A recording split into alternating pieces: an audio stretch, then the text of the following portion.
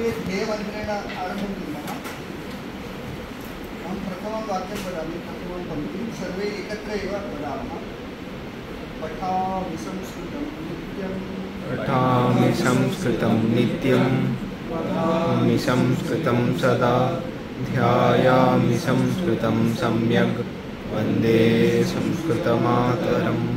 संस्कृतस्य प्रसादाय नैजं सर्वं ददाम्यहम्, संस्कृतस्य सदा भक्तो वन्दे संस्कृतमातरम्। संस्कृतस्य कृते जीवन्, संस्कृतस्य कृते यजन्, आत्मानमाहुतं मन्ये, वन्दे संस्कृतमातरम्। संस्कृतमातरम्, वन्दे संस्कृतमातरम्। नमो नमः। अद्य अस्माकं मध्ये उपस्थितः अस्ति मान्यः विश्वास महोदयः, डॉक्टर विश्वास महोदयः। अहं महोदयं प्रार्थयामि।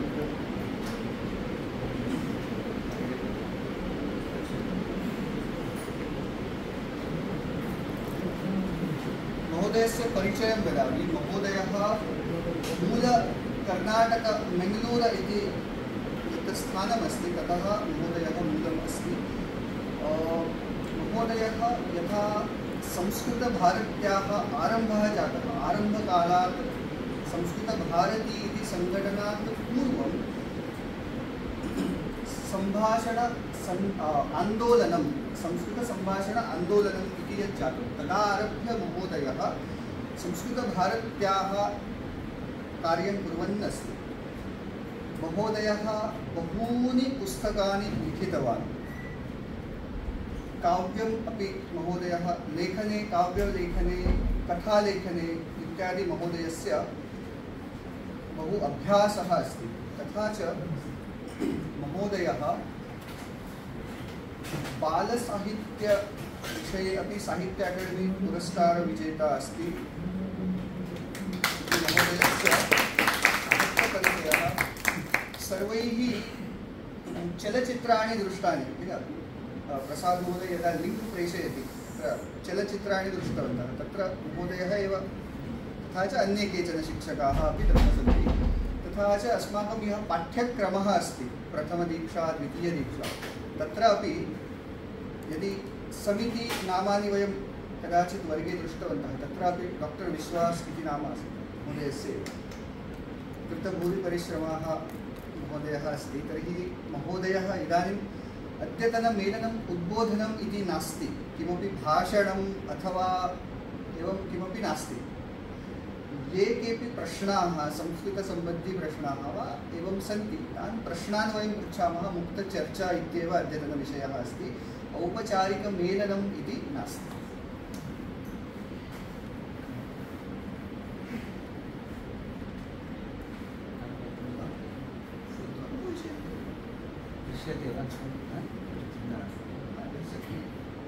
उपविश्य वदामि, चिन्ता नास्ति वा?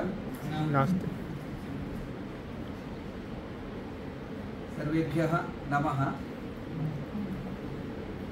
अहम् अन्यकार्यनिमित्तं मुम्बैनगरम् आगतवान्। अद्य प्रातःकालतः मध्याह्नपर्यन्तम् अन्य पुस्तकलोकार्पणकार्यक्रमः आसीत्। तत्र मामपि अतिथिरूपेण ते आहूतवन्तः, तदर्थम् आगतवान्। मध्याह्ने भोजनेन सह कार्यक्रमः समाप्तः। मम गमनं तु श्वः प्रातःकाले भविष्यति, अतः अर्धदिनं समयः अस्ति। किं करोमि इति प्रणवं पृष्टवान्। वृथा होटेल् मध्ये निद्राकरणम् अथवा अटनम् इत्यपेक्षया संस्कृतबान्धवान् पश्यामि, कुत्रापि समयः अस्ति चेत् मम समयः अस्ति इति उक्तवान्। स्वल्पे समये सः कांश्चित् जनान् मेलयामि इति उक्तवान्। तदर्थम् अहम् आगतवान् अस्मि। मम भाग्यं, सर्वेषां भवतां दर्शनम् अभवत्। अहं यदा अत्र अन्तः आगत्य मित्रेण सह क्याम्पस् अन्तः आगच्छन् आसम्, तदा मम मनः 40 वर्षेभ्यः पूर्वं गतं 40 years back. अहं 1982 मध्ये संस्कृत आंदोलनं प्रविष्टवान्. 1983 मध्ये बेंगलूर नगरे इंडियन इंस्टिट्यूट ऑफ साइंस मध्ये अहम् एकं सम्भाषणशिबिरं सञ्चालितवान्. तदा प्रतिदिनं तत्र गच्छामि स्म. बहूनां परिचयः जातः आसीत्. भवन्तः जानन्ति, बेंगलूर भारतीय विज्ञानमन्दिरं भारतस्य अत्युत्कृष्टविद्यासंस्थासु अन्यतमा अस्ति. महोदय तत्र पठितवान् इति उक्तवान्. तत्र मम शिबिरम् आसीत्. एकम् अनुभवम् उक्त्वा आरम्भं करोमि. अहं श्रुतवान् IISc मध्ये ये पठितुम् आगच्छन्ति सर्वे अत्यन्तं बुद्धिमन्तः तादृशाः एव आगच्छन्ति. अत्रापि तथैव खलु, अहं जानामि. अहं गतवान्. प्रथमदिने सम्भाषणशिबिरम् आसीत्. वयम् अन्यभाषया न वदामः. अहम् आरम्भं कृतवान्. मम नाम विश्वासः, भवतः नाम किम्? प्रणवशिबिरे आरम्भं कृतवान् किल, तथैव 5 जनाः उक्तवन्तः. अनन्तरम् एकः आसीत्. अहं तं पृष्टवान्, मम नाम विश्वासः, भवतः नाम किम्? सः उक्तवान्, मम नाम विश्वासः इत्युक्तवान्. न जानाति मूर्खः इति मनसि चिन्तितवान्. मम नाम विश्वासः, शृणोतु, मम नाम विश्वासः, भवतः नाम किम्? मम नाम विश्वासः इत्युक्तवान्. इतोपि नाम गतवान् इति मम बहु दुःखम् अभवत्. पुनः शृणोतु, मम नाम विश्वासः, भवतः नाम किम् इति. सः मम नाम विश्वासः इत्युक्ते मम मनसि भ्रमः आसीत्. लोके मम एकस्य नाम विश्वासः इति. तस्य नाम अपि विश्वासः एव. मम एक विशिष्ट अनुभवः अभवत्. अहं चिन्तितवान् मम एकस्य एव नाम विश्वासः. ह्यः अत्र एकः कार्यकर्ता अपि आगतवान् आसीत्, विश्वासः इति. बङ्गालमध्ये विश्वासः इति उपनाम एव अस्ति. एवं IISc एकः अनुभवः मम सर्वदा स्मरणीयः आसीत्. आरम्भं कर्तुम् अहं तम् अनुभवम् उक्तवान्.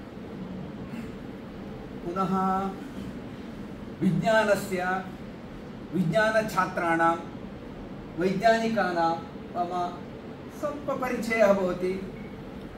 कदाचित् सहवासः भवति स्म. 1986 मध्ये बेंगलूर नगरे एकं सम्मेलनम् अभवत्. क्रिस् 86 इति तस्य नाम आसीत्. Knowledge representation and inference in Sanskrit इति शङ्करमठे आसीत्. IIT मद्रास् मध्ये प्रोफेसर् शङ्कर् इति कश्चन आसीत्. सः अनन्तरकाले सन्यासं स्वीकृत्य परमानन्दभारती इत्यभवत्. ते तस्य सम्मेलनस्य आयोजनं कृतवन्तः. तस्मिन् काले IISc छात्रेण सह अहमपि मिलित्वा एकं पेपर् प्रेजेण्ट् कृतवान् आसम् एतद् विषये. विज्ञानस्य मम तावान् सम्पर्कः अस्ति. अतः दूरतः मम सम्पर्कः अस्ति इति तावदेव वदामि. अन्यत् मम क्षेत्रं किञ्चित् भिन्नमेव. यथा मित्रेण उक्तं, किमपि लिखामि, पाठयामि, प्रवासं करोमि, एतत् मम कार्यमस्ति. मध्ये मध्ये कार्यकर्तृभिः सह मेलनं भवति. प्रसङ्गवशात् महोदयः संस्कृतभारती विषयेपि किञ्चित् उक्तवान् स्यात्. संस्कृतभारती का, किं करोति इत्यादि. अतः अहम् इदानीं किञ्चित् कालं भवन्तः किमपि पृच्छन्ति चेत् संस्कृतभारती विषये वा, आन्दोलनविषये वा किमपि पृच्छन्ति चेत् वक्तुं शक्नोमि. अन्यथा मम भाषणं नास्ति.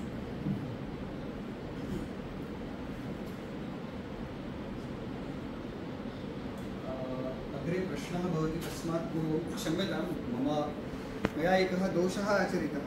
नाम दोषः इति नाम महोदयस्य परिचये किमपि वक्तुं विस्मृतवान्। महोदयः संस्कृतभारत्याः अखिलभारतीय प्रशिक्षणप्रमुखः अस्ति। प्रशिक्षणप्रमुखः इति महोदयस्य उत्तरदायित्वमस्ति। वक्तुं विस्मृतवान्। चिन्ता संस्कृतभारत्याः सदस्य कथं भवितुं शक्नुयाः? संस्कृतभारत्याः सदस्य कथं भवितुं शक्नुयाः? पूर्वमपि तत्र पठितवान्, किन्तु तस्य सदस्य न अस्मि अहं। संस्कृतभारत्यां सदस्यत्वम् इति नास्ति एव। सदस्यत्वशुल्कं दत्वा अहं सदस्यः भवामि, तथा व्यवस्था संस्कृतभारत्यां नास्ति एव। यः यः संस्कृतं पठति, यः यः संस्कृतेन वदति, सः सर्वः अपि संस्कृतभारत्याः कार्यकर्ता। भवान् संस्कृतेन वदति चेत् संस्कृतभारत्यां प्रविष्टवान् इत्यर्थः। अन्यत् किमपि न आवश्यकं। संस्कृतेन वदतु भवान्। मम ऐडेण्टिटी किम् इति चेत् संस्कृतेन भाषणम्। भवान् विज्ञानं पठतु, वैद्यकीयं पठतु, CA पठतु, किमपि करोतु, संस्कृतेन वदति चेत् तद् भवतः संस्कृतभारत्याः भवतः ऐडेण्टिटी। भवान् संस्कृतेन वदतु, पर्याप्तम्।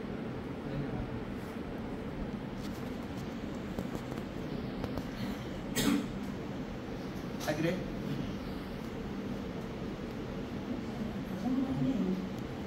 संस्कृतभाषा सरला इति आचर्यते, परन्तु मम संस्कृतभाषा सरला नास्ति। सरला नास्ति, बहु कठिनमस्ति। बहु कठिना अस्ति। अहमपि तदेव चिन्तयामि।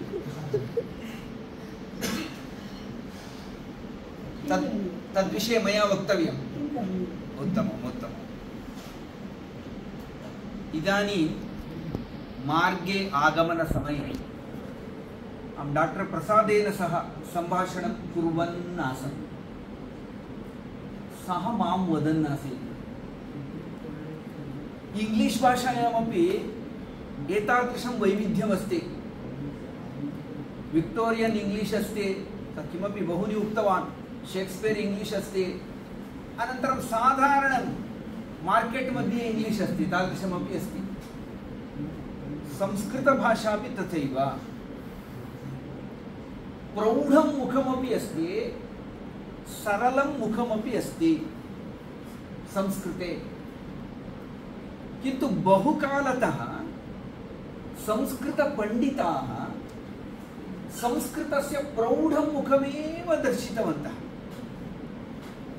सरलं मुखं न प्रदर्शितवन्तः।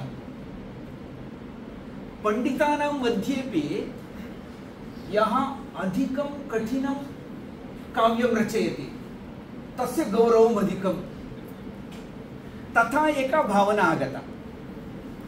तस्मात् कारणात् सर्वे संस्कृतज्ञाः कठिनभाषायाः प्रयोगम् आरब्धवन्तः। तस्मात् कारणात् सामान्यजनानां मनसि संस्कृतं कठिनम् इति भावना आगता। किन्तु भाषा तथा नास्ति। भाषायां मुखद्वयम् अस्ति। केवलम् एकम् उदाहरणं वदामि। संस्कृते गद्यकाव्यं प्रसिद्धं। संस्कृतगद्यकारेषु अत्यन्तं प्रसिद्धः बाणभट्टः। नाम श्रुतवन्तो वा? बाणभट्टस्य कादम्बरी इति ग्रन्थः अस्ति। बाणभट्टस्य आत्मकथा इति अनन्तरकाले आगतम्।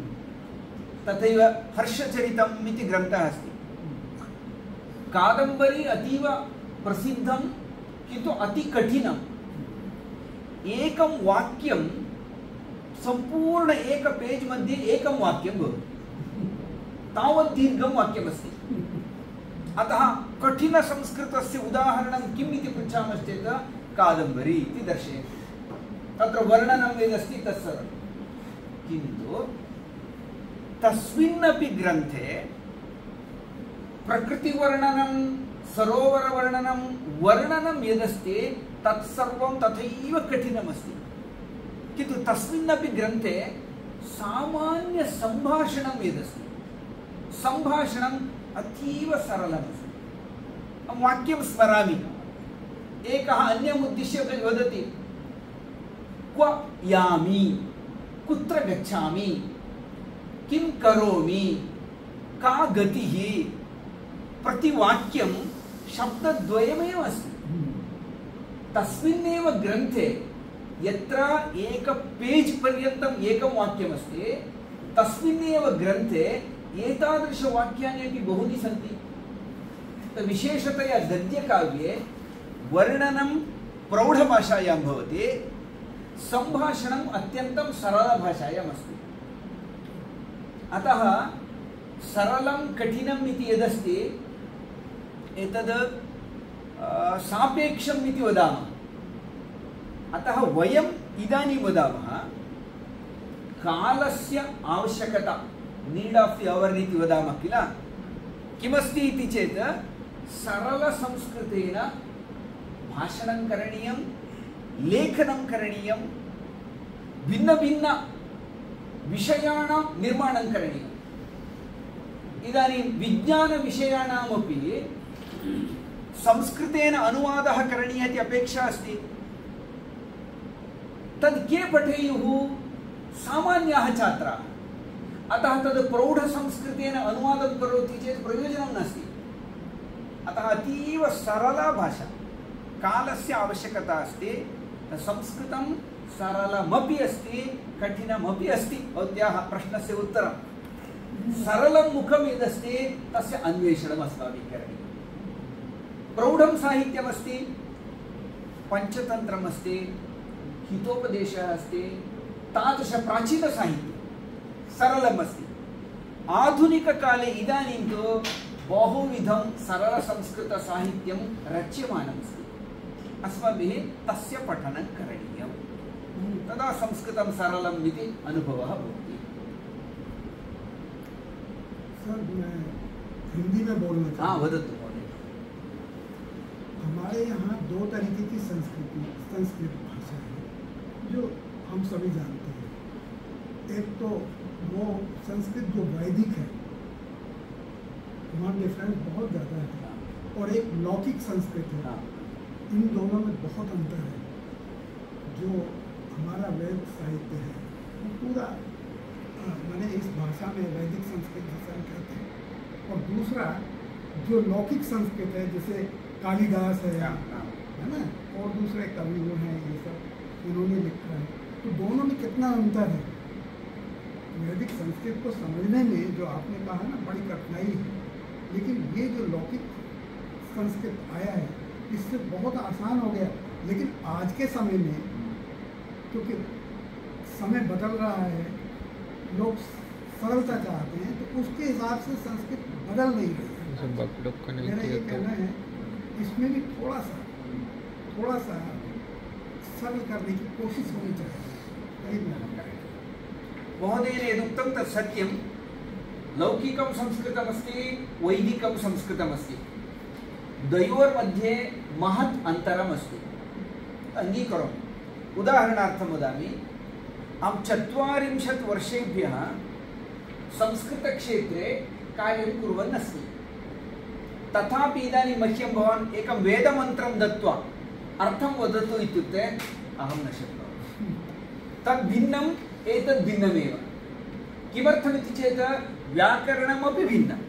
वैदिकं व्याकरणं भिन्नं, लौकिकं व्याकरणं भिन्नं। द्वयोर्मध्ये महत् अन्तरम् अस्ति एव। गच्छता कालेन प्रयत्नः करणीयः। वयमिदानीं सरलभाषया काव्यस्य अध्ययनं कर्तुं मार्गं कल्पयन्तः स्मः। इन् द सेम् वे प्रायशः वैदिकव्याकरणस्य विषयेपि अध्ययनं कर्तुम् अस्माभिः मार्गाः रचनीयाः भवन्ति। गच्छता कालेन करणीयम्, अन्येषां साहाय्यं स्वीकृत्य करणीयं भवेत्। प्रकृतं तु वयं तत्र समर्थाः न स्मः।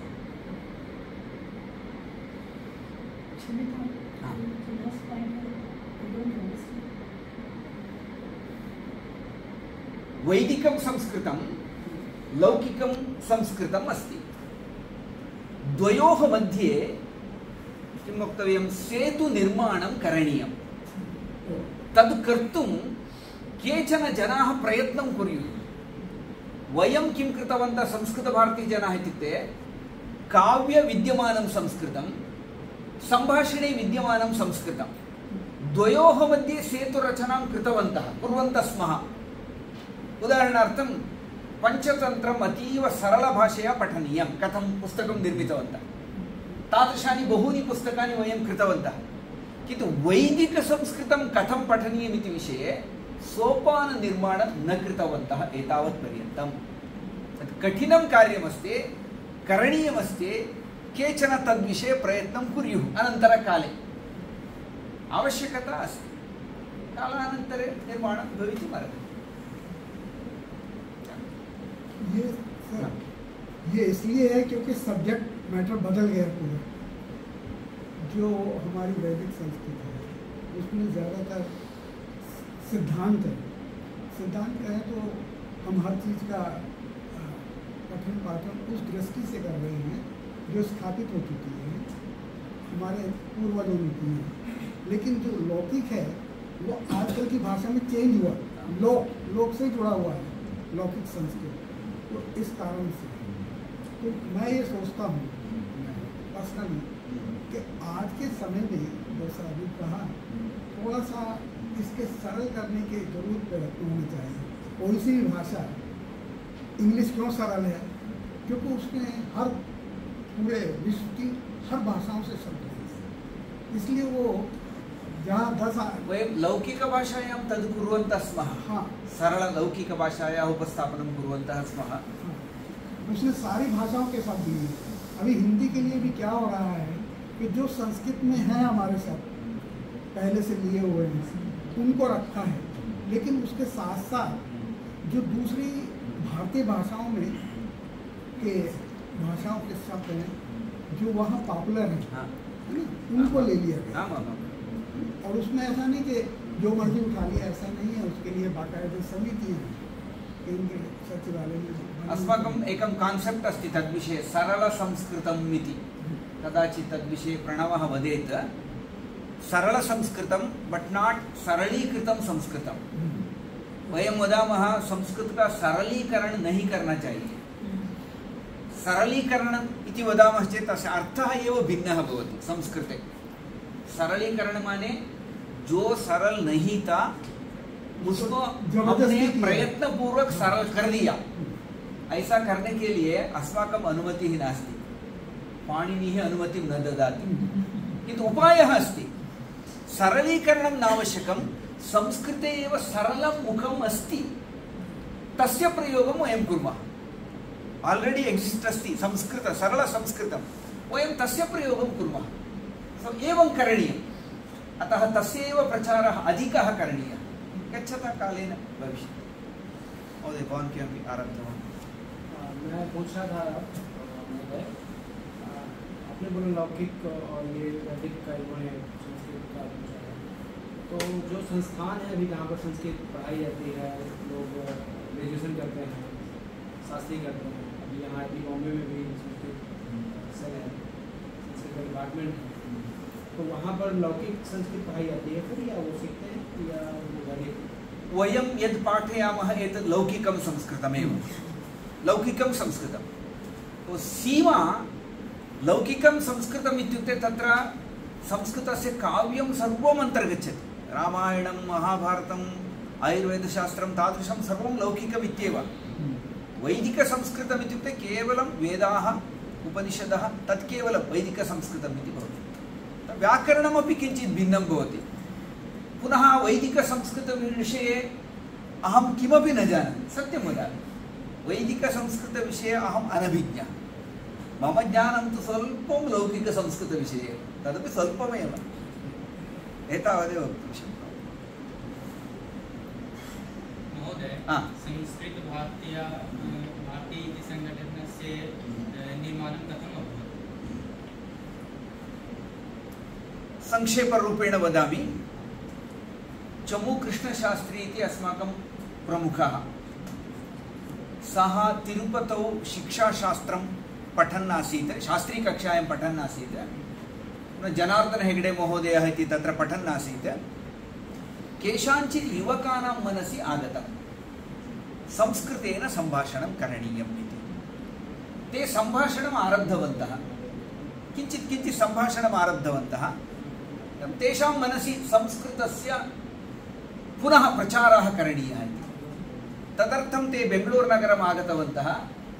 एकं ज्येष्ठं दृष्ट्वा स्वस्य प्लान् उक्तवन्तः, वयं संस्कृतस्य प्रचारार्थम् एकम् उत्तमं पत्रिकां कुर्मः इति। संस्कृतप्रचारस्य उत्तमं साधनं किमिति चेत् एका उत्तमा पत्रिका, द वीक् पत्रिका यथा अस्ति, इंडिया टुडे पत्रिका यथा अस्ति, तथा वर्णमयपत्रिकां कुर्मः इति चिन्तयित्वा आगतवन्तः। ते सर्वं विषयम् उक्तवन्तः। तदा ज्येष्ठः सः श्रुत्वा उक्तवान्, भवन्तः पत्रिकां कुर्वन्ति, बहु सन्तोषः, किन्तु तां पत्रिकां के पठन्ति इति प्रश्नं कृतवन्तः। इदानीं संस्कृते बहु पत्रिकाः सन्ति, इदानीमपि प्रायशः 200 पत्रिकाः संस्कृते सन्ति, मोर् देन् 200 संस्कृतपत्रिकाः सन्ति। बहुजनाः सब्स्क्रैबर्स् अपि सन्ति। कथं सन्ति इति चेत् भक्त्या ते स्वीकुर्वन्ति। पत्रिका गृहम् आगच्छति, गृहम् आगत्य पतिता भवति पत्रिका, रैपर् अपि उद्घाट्य न पश्यन्ति, किन्तु सब्स्क्रैबर् अस्ति। किमर्थं? भक्त्या। एवं न भवेत्। संस्कृतं पठितुं जनानां मनसि उत्साहः भवेत्। भवन्तः संस्कृतपत्रिकां कुर्वन्ति, पठितारः न सन्ति। प्रथमं किं कार्यं करणीयम् इति चेत् पाठकानां निर्माणं करणीयम्। संस्कृतपाठकानां निर्माणं करणीयम्। पाठकानां निर्माणं करणीयं चेत् जनानां मनसि इदानीं का भावना अस्ति? संस्कृतम् अत्यन्तं कठिनं, यथा भगिनी उक्तवती, संस्कृते महत् व्याकरणमस्ति, पुनः संस्कृतम् इत्युक्ते केवलं मन्दिरस्य भाषा, एवम् अपवादाः सन्ति। एतस्य निवारणं करणीयं। तदर्थं सरलक्रमेण संस्कृतं पाठनीयम्, अल्पेन कालेन। फॉर एग्जाम्पल 10 days स उक्तवान् आसीत्। 10 दिनाभ्यन्तरे संस्कृतं पाठयितुं शक्यते वा? प्रयोगं कुर्वन्तु इति। अतः ते एकां योजनां कृतवन्तः, सम्भाषणशिबिरम्। तो सम्भाषणशिबिरे वयं बहु न पाठयामः, केवलं केचन शब्दाः, काश्चन वाक्यरचना।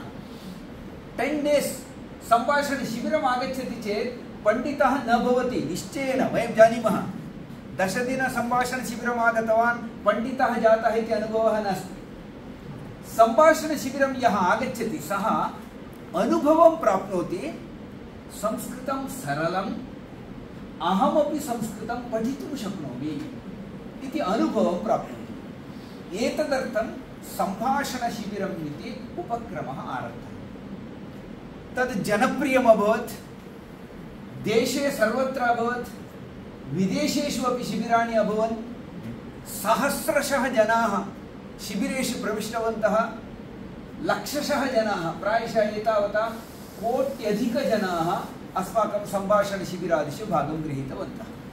सो एवम् अत्यन्त लघुरूपेण आरब्धं संस्कृत आन्दोलनम् इदानीं जगतीतले सर्वत्रापि व्याप्तमस्ति। एतादृश IIT इत्यादि केन्द्रेषु अपि इदानीं संस्कृतसम्भाषणं श्रूयते इति चेत् मम रोमाञ्चः भवति। वस्तुतः वदामि, अहं तत्र आगत्य उपविष्टवान्। तदा यदा उपविष्टवान्, द्वौ आगतौ, परस्परं संस्कृतेन सम्भाषणं कृतवन्तौ। वस्तुतः रोमाञ्चः जातः। एतादृशस्थाने संस्कृतं श्रूयेत। वयं सर्वदा वदामः स्म, भाषणं कुर्मः स्म। एकं प्रसिद्धं वाक्यमस्ति, न्यूस् क्षेत्रे एकः शुनकः मनुष्यं दशति चेत् तस्य न्यूस् वाल्यू नास्ति। मनुष्यः शुनकं दशति चेत् तस्य न्यूस् वाल्यू अस्ति। सत्यं किल? अहं वदामि, संस्कृतपण्डितः संस्कृतेन वदति चेत् तस्य न्यूस् वाल्यू नास्ति। कश्चन सैण्टिस्ट् एतादृशसंस्थायां सः संस्कृतेन वदति चेत् तस्य न्यूस् वाल्यू अस्ति। तया दृष्ट्या संस्कृतस्य न्यूस् वैल्यू निर्मातारः जगतीतले संस्कृतस्य अन्यस्य मुखस्य परिचयकर्तारः भवन्तः सन्ति। तदर्थं मम अत्यन्तं सन्तोषः।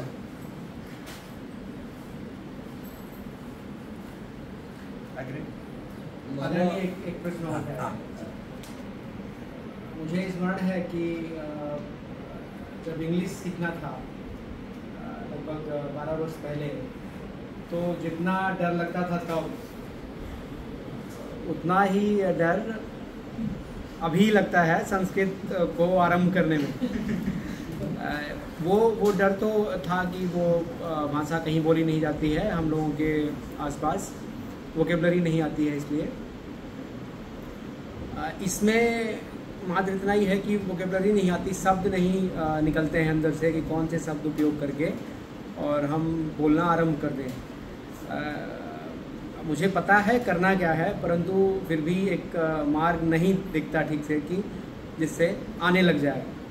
समय का भी थोड़ा अभाव होता है। कुछ आप यदि इसमें अपना अनुभव बताएंगे तो। एतदर्थं वयं वदामः भाषा स्वाधीना करणीया। भाषा स्वाधीना करणीया चेत् लज्जा त्यक्तव्या। निर्लज्जः भूत्वा संस्कृतेन वदतु। किन्तु संस्कृतक्षेत्रे एषा स्थितिः अस्ति, आसीदपि। कोऽपि संस्कृतेन भाषणं करोति चेत् कुत्रापि पण्डितः अन्ते अस्ति चेत् सः यं उत्तमम् अंशम् उक्तवान् तद् न शृणोति, सः कं दोषं करोति इति गणयति। संस्कृतज्ञानाम् एषः स्वभावः आसीत्। सः वदति स्म, अतः तस्य लज्जा भवति स्म, सम्भाषणं त्यजति स्म। वयं जनेभ्यः प्रेरणां दत्तवन्तः, दोषविषये चिन्तां न करोतु, निर्लज्जतया संस्कृतेन सम्भाषणं करोतु। किमर्थमिति चेत् भाषाशिक्षणे प्रथमं सोपानं धाराप्रवाहिता, अनन्तरसोपानं शुद्धता, अनन्तरसोपानमस्ति शैली इत्यादिकम्। अतः प्रथमसोपानं धाराप्रवाहिता सम्पादनं, तद् सम्भाषणं कृत्वा एव अभ्यासः करणीयः। वयं विनोदार्थं वदामः, तरणस्य अभ्यासः, स्विम्मिङ्ग् अभ्यासः बेड् उपरि कर्तुं न शक्यते। स्विम्मिङ्ग् अभ्यासः करणीयः चेत् जले पतित्वा एव अभ्यासः करणीयः। वाहनचालनस्य अभ्यासः करणीयः चेत् मार्गे एव करणीयः। एवं सम्भाषणस्य अभ्यासः करणीयः चेत् मुखम् उद्घाट्य सम्भाषणं कृत्वा एव अभ्यासः करणीयः। अकस्मात् केचन वदन्ति भवान् दोषं वदति इति वदति। अस्तु, अङ्गीकरोमि महोदय, परिष्करोमि इति वदतु। कः दोषः अस्ति इति सूचयतु इति वदतु, परिष्करोतु। लज्जात्यागः आवश्यकः। महोदय,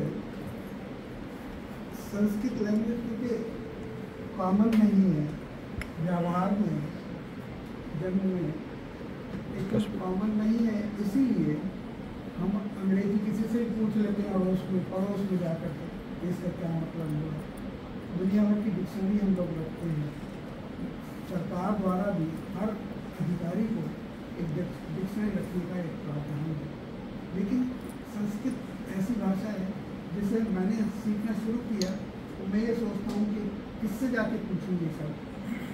ये वो है, समस्या है जो आप कह रहे हैं। क्योंकि कोई सी भाषा प्रैक्टिस से ही आती है, बोलने से आती है, और जो आपने कहा ना ये जो डायलॉग से आती है, जब हम किसी से संभाषण करेंगे तभी वो आएगी। एक वाक्यद्वयेन वदामि।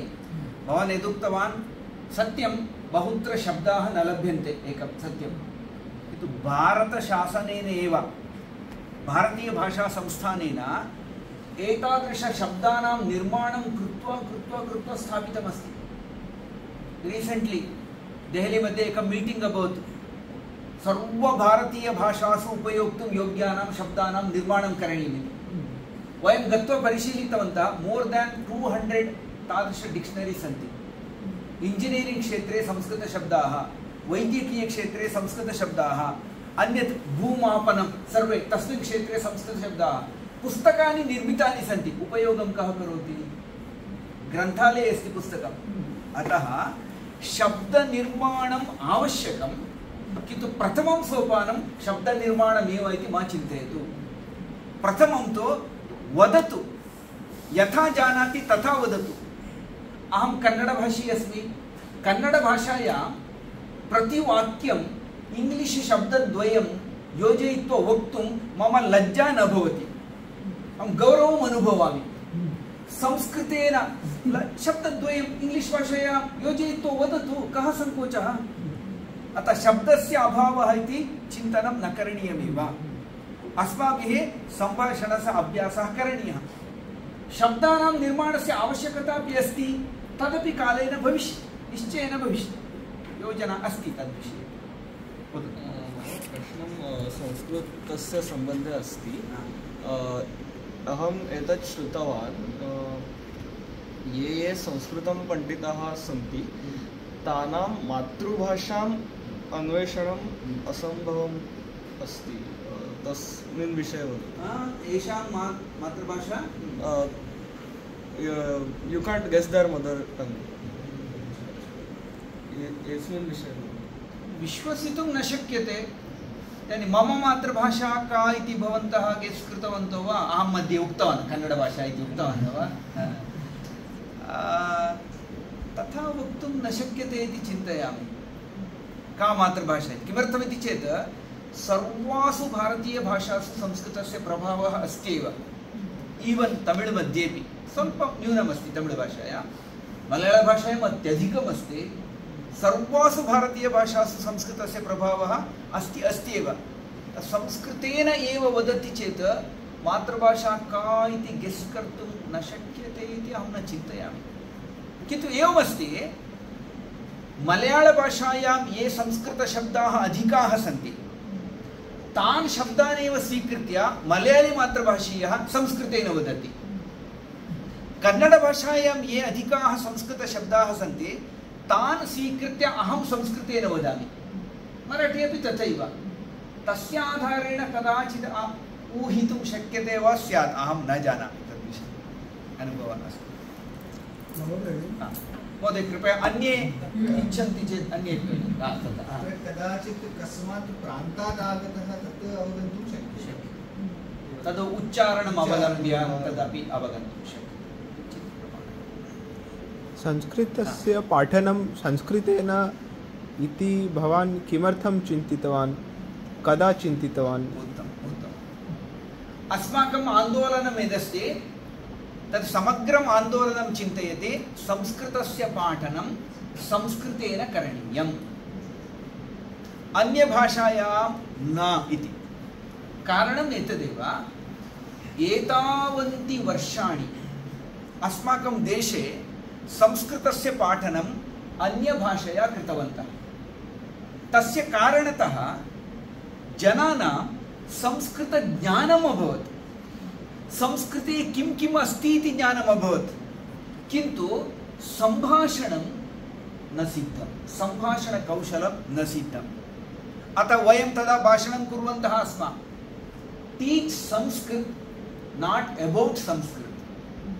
संस्कृते तदस्ति एतदस्ति तद्विषये भाषणं न करोतु, भवान् संस्कृतेन वदतु, संस्कृतं पाठयतु। संस्कृतेन पाठनेन जनाः संस्कृतं सरलम् इति अवगतवन्तः। सम्भाषणशिबिरे 10 दिनानि, प्रथमदिने एव छात्रः संस्कृतेन वाक्यं वक्तुं शक्नोति। तद् हिन्दीभाषया पाठयति चेत् न शक्नोति, संस्कृतेन पाठयति चेत् संस्कृतेन वक्तुं शक्नोति। एकं वाक्यं वाक्यद्वयं वा, तेन विश्वासः अधिकः भवति। संस्कृतपाठनं संस्कृतेन एव करणीयमिति अस्माकं सिद्धान्तः। आरम्भतः कदा आरभ्य इति उक्तवान्, प्रथमदिनतः संस्कृतभारती विश्वासं करोति संस्कृतस्य पाठनं संस्कृतेन एव करणीयम्। वयं तु अत्र इंजीनियर अस्मः, किन्तु भविष्ये काले वयं किं लाभं प्राप्त कर्तुं शक्नुमः यदि संस्कृतं जानामि तर्हि? वयं लाभं प्राप्तुं शक्नुमः इति भवान् वदति। जीवने कथं लाभानि भविष्यति? अहं चिन्तयामि लाभं वयं प्राप्तुं शक्नुमः इत्यपेक्षयापि वयं कियत् योगदानं कर्तुं शक्नुमः इति चिन्तयामः चेत् उत्तमम्। इत्युक्ते भवादृशानां सकाशात् तस्य आवश्यकता अस्ति। वयं लाभं प्राप्तुम् इच्छामः इति वदति चेत् लौकिकः लाभः नास्त्येव भवतां। भवादृशानां संस्कृतपठनेन भवतः बहु अधिकवेतनस्य उद्योगः लब्धः। केवलम् अहम् उदाहरणार्थं वदन्नस्मि, अतः एव वदन्नस्मि लौकिकः लाभः नास्त्येव भवतां। किन्तु भवन्तः एतद् संस्कृतक्षेत्रं यदस्ति तस्य वर्धने भवन्तः साहाय्यं कर्तुं शक्नुवन्ति। इदानीम् आधुनिक टेक्निक्स् यदस्ति तस्य उपयोगं कृत्वा संस्कृतशिक्षणम् इतोपि सरलं करणीयम्। भिन्न भिन्न आवश्यकताः सन्ति। मेशिन् ट्रान्स्लेशन् इति विषयः अस्ति किल, सः यदा आरम्भदशायाम् आगतमासीत् तदा भाषाद्वये अनुवादः यदा करणीयः चेत् मीडियं रूपेण संस्कृतस्य उपयोगः कर्तुं शक्यते इति विषयः आरब्धः। तद्विषये बहवः कार्यं कृतवन्तः। इदानीमपि महोदय मां वदन् आसीत् अहं मराठीभाषायां किञ्चित् ददामि चेत् संस्कृतेन अथवा कन्नडभाषया अनुवादं करोतु इति चेत् इदानीं तादृशी व्यवस्था अस्ति। तद् इतोपि परिष्कृतं भवेत्। तादृशं कर्तुं बहु गवेषणस्य आवश्यकता अस्ति। तस्मिन् क्षेत्रे संशोधनम् इत्यादिकम् अधिकं करणीयम्। अस्माकं कुम्भकर्णसदृशानां मार्गदर्शनं स्वीकृत्य भवन्तः तादृशक्षेत्रे इतोपि अधिकम् अन्वेषणं कृत्वा योगदानं कर्तुं शक्नुवन्ति भवन्तः। संस्कृतक्षेत्रात् वयं किं स्वीकुर्मः इत्यपेक्षया संस्कृताय वयं किं दद्मः इति भवादृशाः विज्ञानिनः चिन्तनं कर्तुम् अर्हन्ति इति मम निवेदनम्।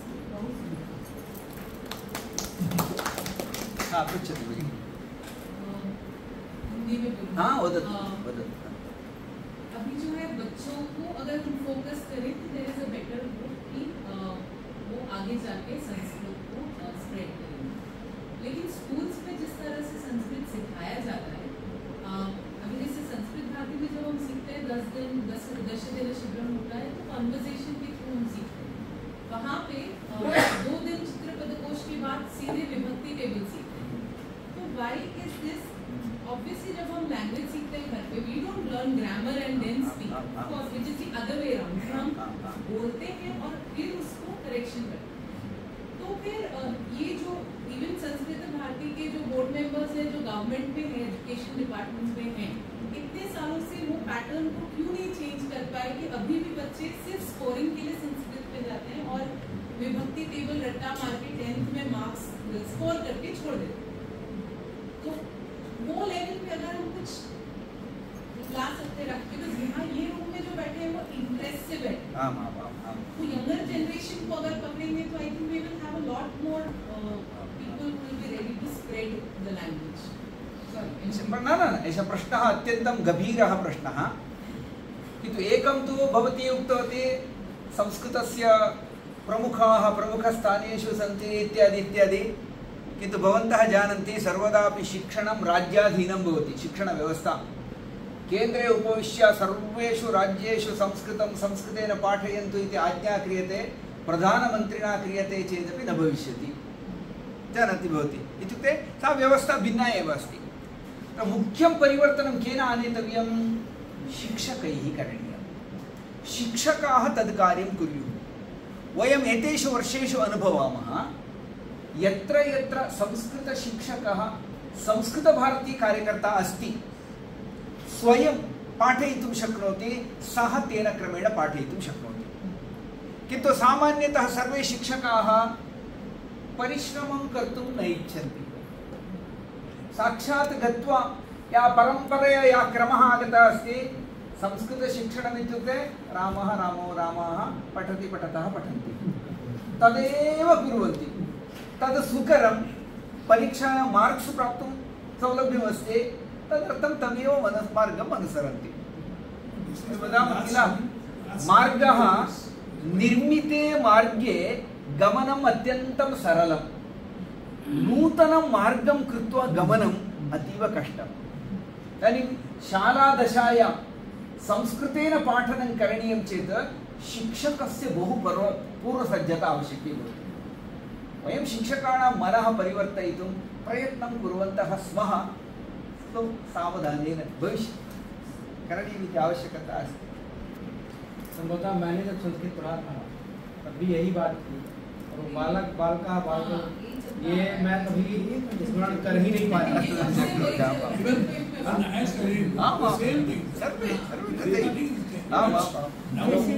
government is decided that to do something for this language. That's why.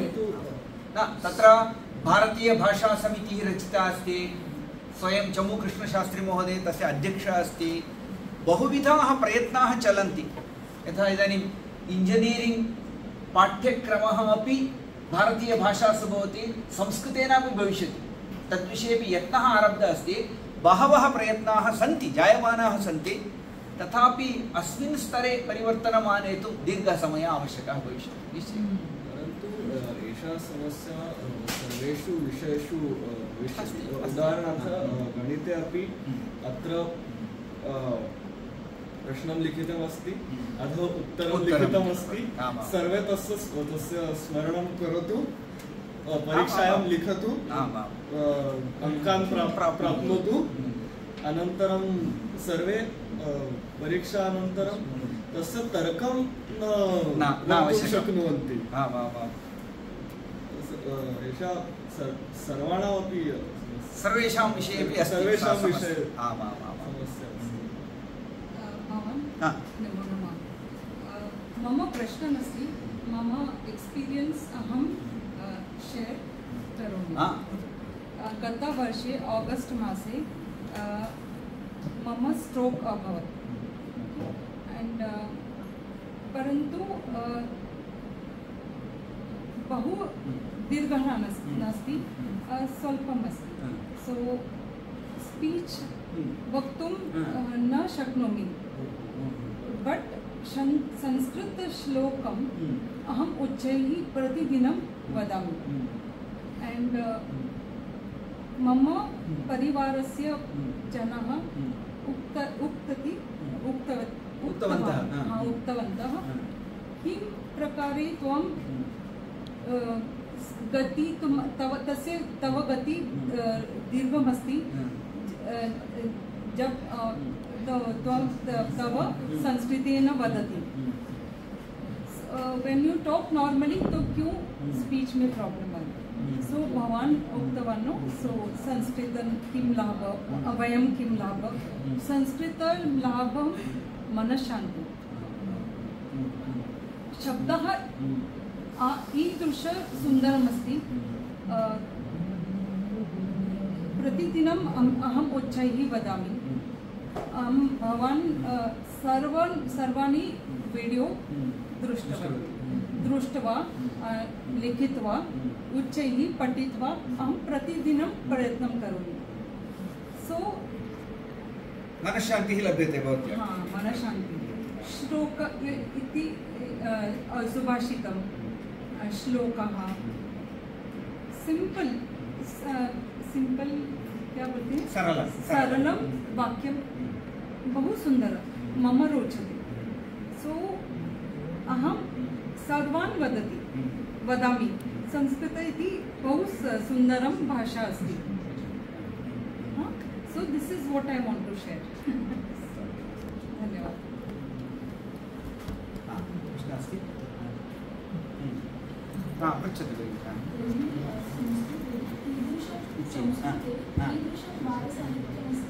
बालसाहित्यं संस्कृते बालसाहित्यं कीदृशम् अस्ति इति भगिन्याः प्रश्नः अस्ति अन्यभाषासु यथा अस्ति तथैव संस्कृते बालसाहित्यम् अस्ति, किन्तु प्राचीनकाले संस्कृतबालसाहित्यम् इति पृथक् नासीत्। एतेषु वर्षेषु बालसाहित्यं किञ्चित् रचितम् अभवत्। वस्तुतः बहु दीर्घकालतः संस्कृतं मातृभाषारूपेण न आसीत्। पूर्वं तु आसीत्, किन्तु अस्माकम् आन्दोलनस्य आरम्भ अनन्तरं संस्कृतमातृभाषिणां बालानां परम्परा आरब्धा। इदानीं वयं विश्वासेन वक्तुं शक्नुमः प्रायः देशे न्यूनातिन्यूनं 2000 बालाः स्युः येषां मातृभाषा 100% संस्कृतमेव। तावन्तः बालाः निर्मिताः सन्ति इदानीं, तेषां मातृभाषा संस्कृतमस्ति, तेषां बालसाहित्यस्य आवश्यकता अपि अस्ति। निर्माणं करणीयं, के कुर्वन्ति? तदर्थमपि जनाः प्रयत्नम् आरब्धवन्तः। इदानीं निर्मीयमाणमस्ति, बालसाहित्यं निर्मीयमाणमस्ति। शतशः पुस्तकानि आगतानि सन्ति, तत्र सर्वविधं साहित्यमपि अस्ति। कथाः सन्ति, कवनानि सन्ति, पद्यानि सन्ति, श्लोकाः सन्ति, बहवः अंशाः सन्ति। सद्यः एव अस्माकम् एकः कार्यकर्ता, संस्कृतभारत्याः कार्यकर्ता, संस्कृते बालसाहित्यम् इति विषये PhD कृतवान् अस्ति। अतः इदानीं सृज्यमानम् अस्ति संस्कृतबालसाहित्यमपि, सन्तोषस्य विषयः। अन्तिमं प्रश्नम्, अन्तिमं वर्षपूर्व एक संस्था संस्कृत दिवसस्य कार्यक्रम आयोजित कृतवान्। अहं संस्कृत भारती योगदान विषये उक्तवान्। एकः संस्कृत महाशय विद्वान् he said, भवान् संस्कृत भारती कार्यकर्ता अस्ति। अहम् उक्तवान् आम्। तदनन्तरं उक्तवान् महोदय उक्तवान् संस्कृत भारती योगदान नास्ति। एक्चुअली संस्कृत भारती मूल संस्कृतस्य नाशं करोति। तद्विषये भवतः आशयः कः इति उत्तमम्। एषः अभिप्रायः अपि बहूनां मुखात् श्रूयते। कदाचित् ये एवं वदन्ति ते संस्कृतभारत्याः अन्तरङ्गं न जानन्ति। अहम् उक्तवान् किल, इदानीं निर्लज्जतया संस्कृतेन वदतु, लज्जां विना वदतु, संस्कृतेन दोषं करोतु। वयं दोषं कर्तुम् अनुमतिं दत्तवन्तः संस्कृतेन, संस्कृतभारत्या। किमर्थं? यदि वदामि चेत् दोषः भवति इति भीत्या सम्भाषणमेव न कुर्वन्ति चेत् 10 वर्षाणाम् अनन्तरमपि सः संस्कृतं न वदति, संस्कृतं न पठति। अतः इदानीं दोषः भवतु तर्हि अपि वदामि इति निर्णयं करोति चेत् भवान् वक्तुं शक्नोति। एकवर्षम् एवमेव वदति चेत् पुनरपि प्रयत्नं करोति चेत् सम्यक् वक्तुं शक्नोति। संस्कृते अग्रिमं साहित्यं यदस्ति, नेक्स्ट् स्टेप् तद् गन्तुं शक्नोति। संस्कृतभारती कारणतः एषु दिनेषु सर्वेषु राज्येषु संस्कृतपठितॄणां संख्या अधिका अभवत्। विश्वविद्यालयेषु संस्कृत MA डिपार्ट्मेंट मध्ये यत्र 40 छात्राः भवन्ति स्म, तत्र डौन् भूत्वा 3-4 छात्राः, तादृशी स्थितिः आगता आसीत्। इदानीं तत्र परिवर्तनं जातमस्ति। संस्कृतपठितॄणां संख्या जाता अस्ति। केवलं यूनिवर्सिटीस् मध्ये न, संस्कृतपठितॄणां संख्या जाता अस्ति, अधिका जाता अस्ति। ते केवलं सम्भाषणेन सन्तुष्टाः न भवन्ति। अग्रे किं, ततः किं, ततः किम् इति पृच्छन्ति। तान् वयं वदामः, अग्रे शास्त्रं पठन्तु, काव्यं पठन्तु। इदानीं सम्भाषणशिबिरतः संस्कृतपठनस्य आरम्भं कृतवन्तः। शास्त्राणि पठितवन्तः अपि बहवः निर्मिताः सन्ति। तादृशान् यदि पश्यन्ति ते, तदा ते अङ्गीकुर्वन्ति। ते किं कुर्वन्ति संस्कृतभारत्याः कार्यकर्तारः इति यान् पश्यन्ति तेषां भाषाज्ञानम् अधिकं न भवति ते भाषां वदन्ति चेत् दोषः भवत्येव अतः तद् श्रुत्वा ते चिन्तयन्ति एते संस्कृतं मारयन्ति किन्तु ते अन्तरङ्गं न जानन्ति अतः तान् निवेदयामः कृपया समीपम् आगच्छतु भवान् आगत्य पश्यतु अस्माभिः सह एकम् उदाहरणं वदामि अहं लास्ट् सेप्टेम्बर् 30 अक्टोबर् 1 2 च अहं तत्र पुणे-नगरं गतवान् पुणे-नगरे एकः वर्गः आसीत् सर्वे अस्माकं सम्भाषणशिबिरतः आगतवन्तः एकः सैन्यस्य कर्नल् अस्ति एकः वैद्यः अस्ति बहवः इंजिनियर्स् सन्ति तादृशाः तान् उद्दिश्य अहं तत्र काव्यं पाठितवान् तत्र व्याकरण अंशान् पाठयितुम् एकः विश्वविद्यालयस्य संस्कृतविभागस्य हेड् आसीत् सः निमन्त्रितः सः आगतवान् आसीत् सः पाठितवान् पाठन अनन्तरं सः उक्तवान् महोदय MA कक्षायां संस्कृतं पाठयामः तत्र पाठं श्रोतुं छात्राणाम् उत्साहः एव न भवति छात्राः न उपविशन्ति एव किन्तु अत्र एते सर्वे एतावता उत्साहेन संस्कृतं पठन्ति मम आश्चर्यं भवति तथा चिन्तयति स्म संस्कृतभारती संस्कृतं मारयति इति चिन्तयति स्म सः दूरे स्थित्वा समीपम् आगतवान् अस्माकं कार्यकर्तॄणाम् अन्तरङ्गम् अवगतवान् तेषां संस्कृतजिज्ञासां ज्ञातवान् तदा सः अङ्गीकृतवान् अतः एव वदामः समीपम् आगत्य पश्यतु इति निवेदनं कुरु तदेव करणीयं चर्चा न करणीया कलहः न करणीयः अस्माभिः भवान् यदि अनुमतिं ददाति निमिषद्वयं वदतु अहम् अन्ते अद्य प्रातःकाले अहं भवतः एकं पण्डितसभायां गतवान् तत्र अहं नाम न वदामि एकः पण्डितः सभायां मञ्चे उपविश्य तस्य एकहोरा भाषणम् आसीत् संस्कृतपण्डितः पूर्णम् एकहोरा हिन्दीभाषायामेव उक्तवान् किन्तु सः विश्रुतः संस्कृतसाहित्यकारः एक पूर्वकुलपतिः अपि आसीत् तस्य नाम अहं न वदामि भवान् रेकार्ड् करोति अतः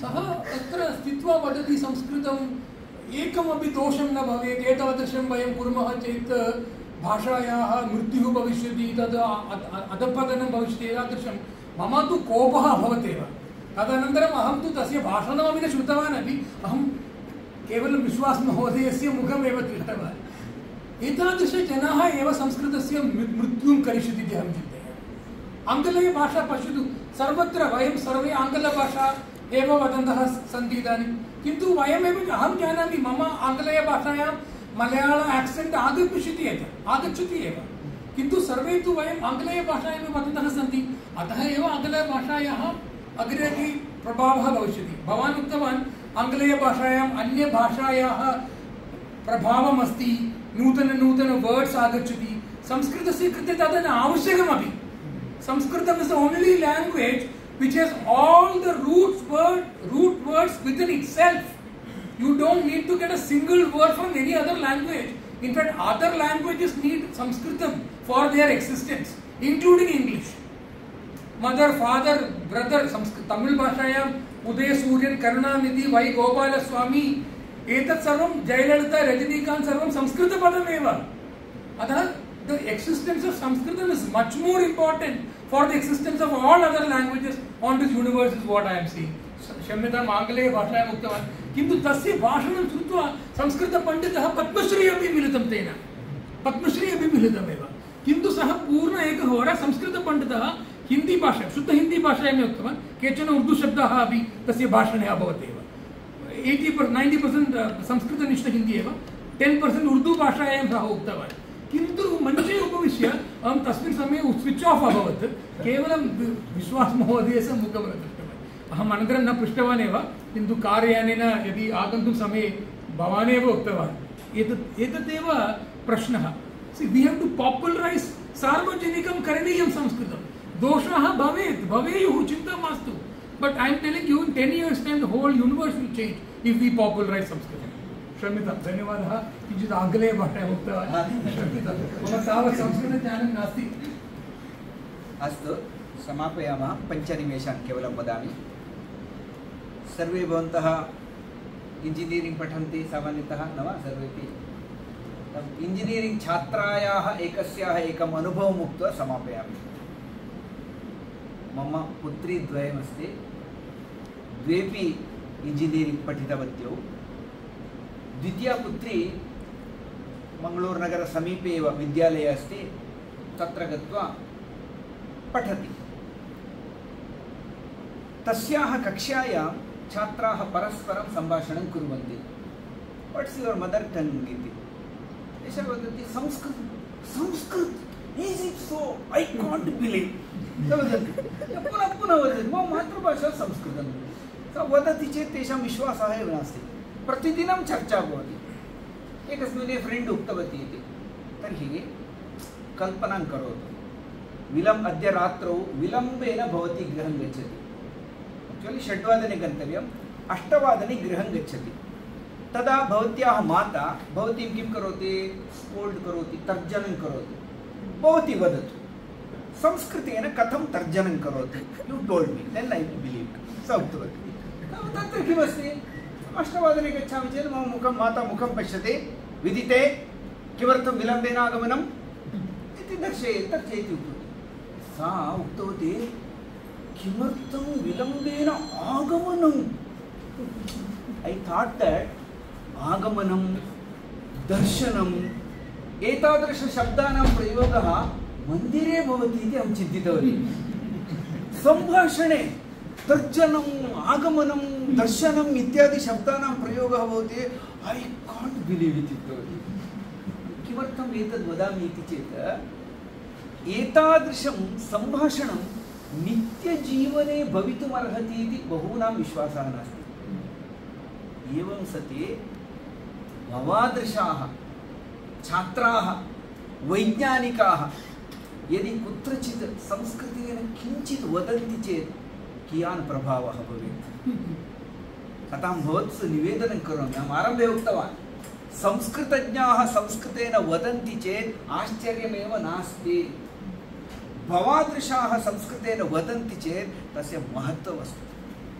भवन्तः कक्ष्याम् आगत्य सम्भाषणस्य अभ्यासं कुर्वन्तः सन्ति, तद्भवत्सु निवेदनं कक्षायां केवलं न, बहिः गत्वापि यदा कदाचित् संस्कृतस्य प्रयोगं कुर्वन्तु, नूतनम् अनुभवं प्राप्नुवन्तु। अस्माकम् आरम्भदिनेषु कृष्णशास्त्री महोदयं सर्वे पृच्छन्ति स्म, गृहे संस्कृतेन वदतु इति वदति भवान्, अङ्गीकरोमि। यद्यपि गृहजनाः न जानन्ति, तथापि अन्यः शिबिरम् आगच्छति, संस्कृतेन वदामि। किं मार्केट् गत्वा संस्कृतेन वक्तुं शक्यते? प्रश्नः अस्ति। कृष्णशास्त्री महोदयस्य उत्तरमासीत्, मार्केट् गत्वा संस्कृतेन न वदतु इति कः उक्तवान् भवन्तम्? मार्केट् गच्छति, भवतः किमपि एकम् आवश्यकं वस्तु, उदाहरणार्थं कदलीफलम् आवश्यकं, भवान् दर्शयति कदलीफलम् आवश्यकं वदतु। आपणिकः ददाति वा न वा? निश्चयेन ददाति। किमर्थं? सः ज्ञातवान्, विषयं ज्ञातवान्, सः ददाति एव। अतः मार्केट् मध्ये संस्कृतेन सम्भाषणं न करणीयमिति नास्ति। रैल्वे स्टेशन् मध्ये संस्कृतेन सम्भाषणं न करणीयमिति नास्ति। विमानपत्तने संस्कृतेन सम्भाषणं न करणीयमिति नास्ति। अस्माकं मनसि निर्णयः आवश्यकः। अतः भवत्सु मम अन्तिमं निवेदनं, कक्षायां संस्कृतेन वदामः एव, तेन सह बहिरपि यदा गच्छन्ति यावत् शक्यं संस्कृतेन वदतु।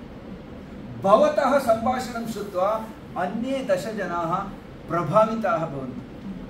आरम्भे महोदय एकं प्रश्नं कृतवान्, अहं कथं संस्कृतभारत्याः कार्यकर्ता भवामि? तदेव निवेदयामि, भवान् संस्कृतेन वदतु, संस्कृतं श्रावयतु, ततोपि उत्तमं कार्यम् अन्यत् नास्ति। अन्यां संस्कृतं श्रावयतु, संस्कृतस्य सरलताम् अनुभवपथम् आनयतु। एतावत्